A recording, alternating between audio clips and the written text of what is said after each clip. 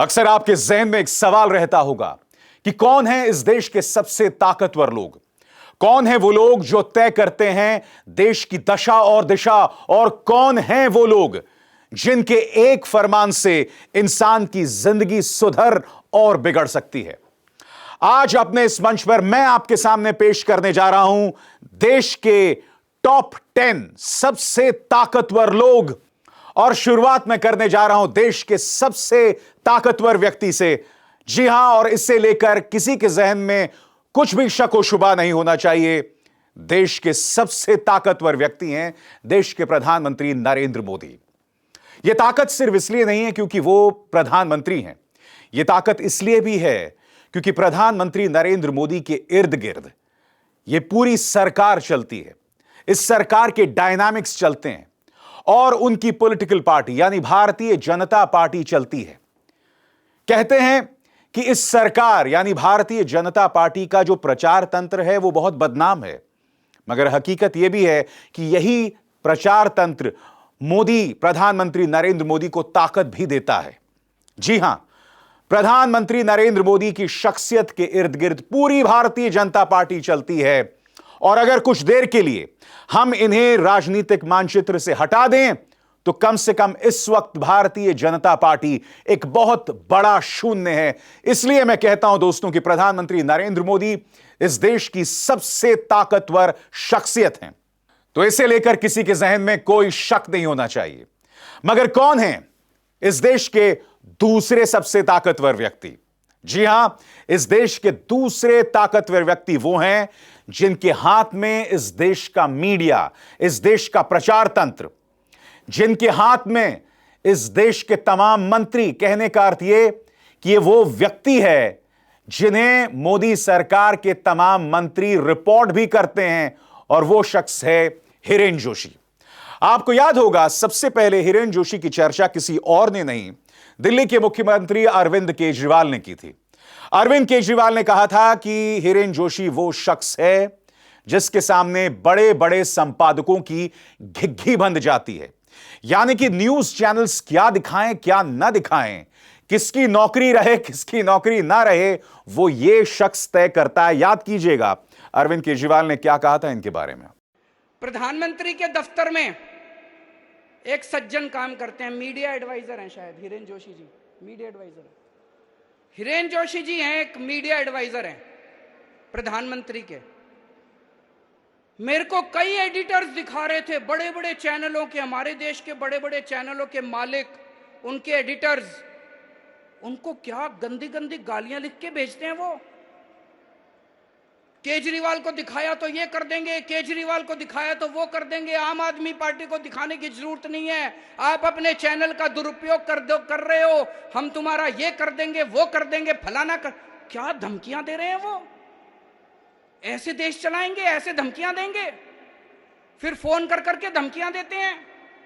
मैं आज यहां से हिरेन जोशी जी को एक ही चीज कहना चाहता हूं, अगर किसी ने आपके स्क्रीनशॉट जो आप इनको मैसेज भेज रहे हो इन्होंने सोशल मीडिया में डाल दिए, आप भी और प्रधानमंत्री जी शक्ल दिखाने लायक नहीं बचोगे इस देश के अंदर। और ये जो आप धमकियां देते हो ना, कईयों ने रिकॉर्डिंग करके रख रखी है आपकी, अगर किसी दिन किसी ने आपकी रिकॉर्डिंग सोशल मीडिया में डाल दी, शक्ल दिखाने लायक नहीं बचोगे। बंद करो ये गंदगी, बंद करो इस तरह से मीडिया को धमकाना। कहने का अर्थ यह है कि यह वो शख्स है जो अमित शाह से भी ज्यादा ताकतवर है, अजीत डोभाल से भी ज्यादा ताकतवर है। जी हां, यह वो शख्स है जो प्रवर्तन निदेशालय के प्रमुख संजय मिश्रा से भी ज्यादा ताकतवर है, क्योंकि इसके हाथ में इस देश का पूरा मीडिया, पूरा प्रचार तंत्र चलता है, जिससे आप समझ सकते हैं कि हिरेन जोशी सही मायने में प्रधानमंत्री नरेंद्र मोदी की ताकत है। जो पूरा एजेंडा है उसे आगे करने में उनका एक बहुत बड़ा किरदार रहता है, इसलिए वो हैं इस लिस्ट के नंबर 2 पर। नंबर 3 पर है यह शख्स पीके मिश्रा। कौन है पीके मिश्रा? पीके मिश्रा हैं प्रधान सचिव प्रधानमंत्री कार्यालय में। प्रधानमंत्री पीके मिश्रा पर बहुत ज्यादा भरोसा करते हैं। पीके मिश्रा एक निहायत ही कर्मठ और ईमानदार ब्यूरोक्रेट हैं, और यह प्रधानमंत्री नरेंद्र मोदी से गुजरात के दिनों से जुड़े हुए हैं। बात यहां नहीं रुकती। जैसे मैंने कहा, वो निहायत ही ईमानदार हैं।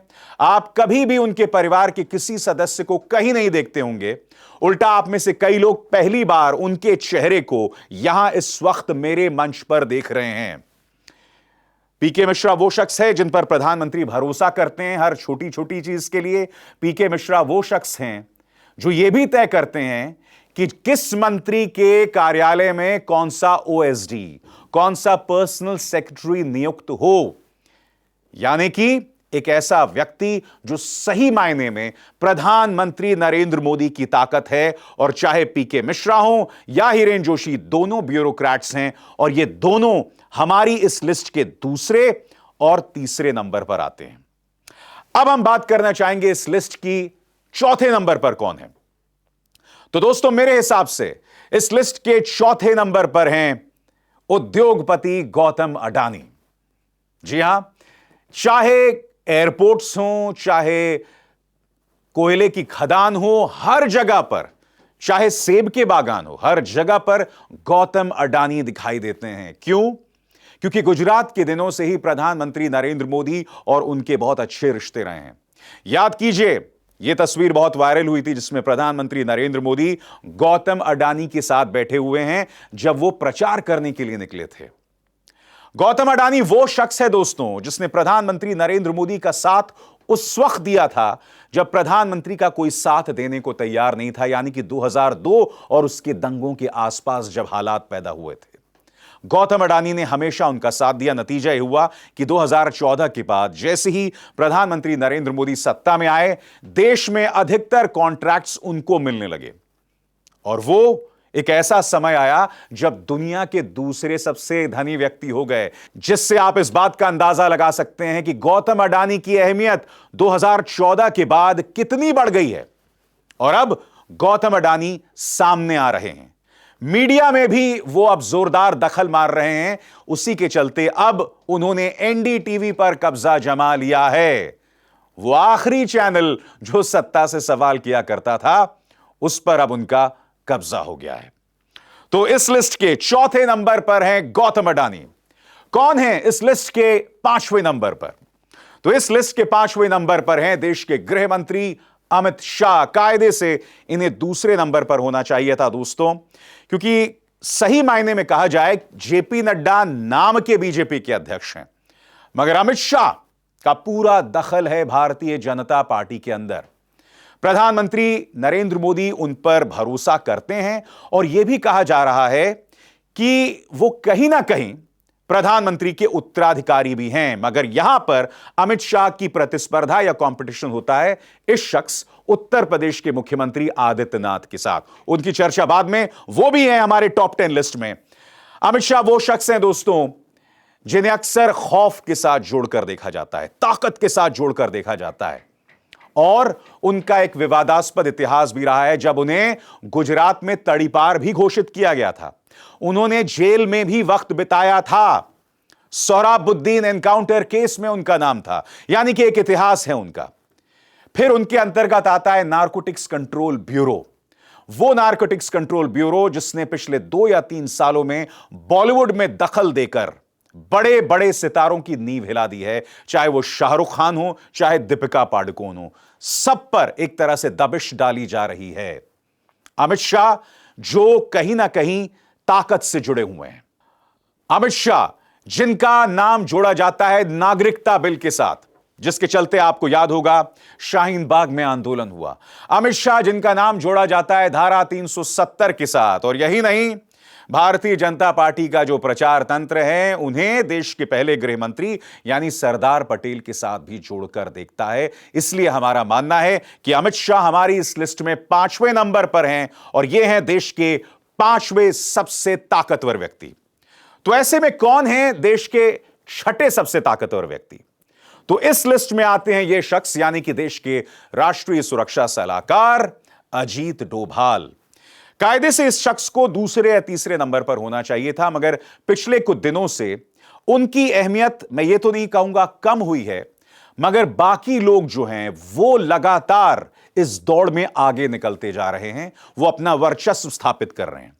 राष्ट्रीय सुरक्षा सलाहकार जिनका कश्मीर में पूरा दखल है, पाकिस्तान से जुड़े मामलों में पूरा दखल है, चीन के साथ जो भी तनाव पैदा होता है उसमें दखल है।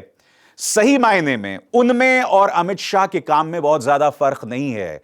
एक तरह से वो भी इस देश के डी फैक्टो होम मिनिस्टर हैं। तो चाहे कश्मीर हो, चाहे शाहीन बाग का जुड़ा आंदोलन हो, चाहे आंतरिक सुरक्षा हो, और यही नहीं विदेश नीति, इन तमाम मुद्दों में इस व्यक्ति का दखल साफ तौर पर दिखाई देता है। और यही वजह है दोस्तों कि वो हमारी इस लिस्ट के 6ठे नंबर पर हैं। तो दोस्तों कौन है इस लिस्ट में 7वें नंबर पर? तो दोस्तों हमारे इस लिस्ट में आते हैं प्रवर्तन निदेशालय यानी ईडी के प्रमुख संजय मिश्रा। संजय मिश्रा ये वो व्यक्ति हैं दोस्तों जिन्हें दूसरी बार बढ़ोतरी दी गई है, उनके कार्यकाल को दूसरा एक्सटेंशन मिला है, और कुछ लोग कहते हैं ये कानून के खिलाफ है। इससे पता चलता है कि ये मोदी सरकार के कितने काम के आदमी हैं। और बतौर प्रवर्तन निदेशालय के प्रमुख इन्होंने अपनी ताकत का बेतहाशा इस्तेमाल किया है दोस्तों। मुझे आपको बतलाने की जरूरत नहीं है कि न्यूज एजेंसीज पर जिस तरह से रेड मारी जाती है ईडी की तरफ से, यही नहीं, ईडी की कृपा के चलते अनिल देशमुख जेल में थे, नवाब मलिक अब भी जेल में हैं, सत्येंद्र जैन अब भी जेल में हैं, और ईडी के ही चलते सिद्दीक कप्पन जैसे पत्रकार जो हैं वो जेल में बदस्तूर बने हुए हैं। तो प्रवर्तन निदेशालय कहीं ना कहीं भारतीय जनता पार्टी की सियासत का एक अहम हिस्सा बन गई। और प्रवर्तन निदेशालय के प्रमुख कौन हैं? संजय मिश्रा। इत्तेफाकन ये वो शख्स है जो कांग्रेस की सरकार के दौरान चिदंबरम के बेहद खासम खास हुआ करते थे, मगर फिर वक्त बदला, इन्होंने अपना पैंतरा बदल दिया और अब वो हमारी इस लिस्ट में 7वें नंबर पे हैं। तो ऐसे में आपके जहन में एक और सवाल होगा कि कौन है इस लिस्ट में 8वें नंबर पर? हमारी इस लिस्ट में 8वें नंबर पर है देश का सुप्रीम कोर्ट।